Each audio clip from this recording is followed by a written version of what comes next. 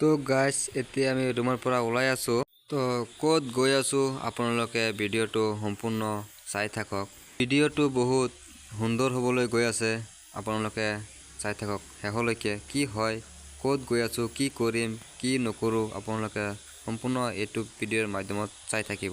তো এতিয়া আহি প্ৰায় গ'লোঁ।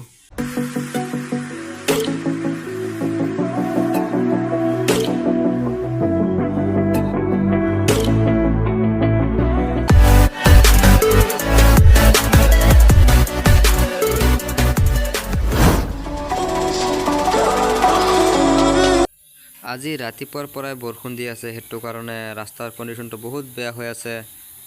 তাই আপোনালোকে দেখিব পাৰিছে কণ্ডিশ্যনটো কেনেকৈ হৈ আছে বৰ্তমান। আমি য'ত যাবলৈ ওলাইছিলোঁ প্ৰায় পায়ে গ'লোঁ। ইতিমধ্যে পামহি, বেছি সময় নাই, অকণমান ধৈৰ্য ধৰক, বেছি সময় নালাগে আৰু। তো সেইটো চাই আছে আপোনালোকে। পায়ে গ'লোঁ। ৰাস্তাটোৰ কাৰণে মানে ফটককৈ আমি আহিব পৰা নাই, সেইটো কাৰণে লাহে লাহে আহিব লগা হ'ল। চাওকচোন কেনেকৈ হৈ আছে, বাইকটো ভালকৈ যাবই পৰা নাই, এনেকুৱা কণ্ডিশ্যন হৈ আছে ৰাস্তাটো। পায়ে গ'লোঁ প্ৰায়, বেছি সময় নালাগে আৰু। সেইটো আগফালে চাওক, দৃশ্যটো লাহে দেখা গৈ আছে।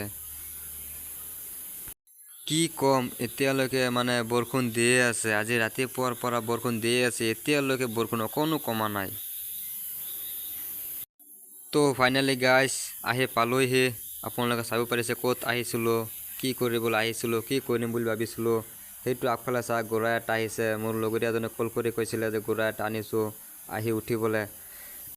তো চাওঁ, জীৱনৰ ফাৰ্ষ্ট টাইম ঘোঁৰাত উঠিম বুলি ভাবিছোঁ। চাওঁ কেনেকুৱা লাগে।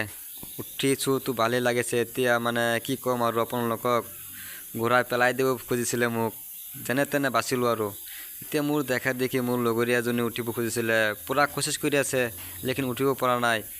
লাষ্ট মুহূৰ্তত ছাকচেছ হ'ল। তো আজিৰ ব্লগটো এইখিনি আছিলে, ধন্যবাদ।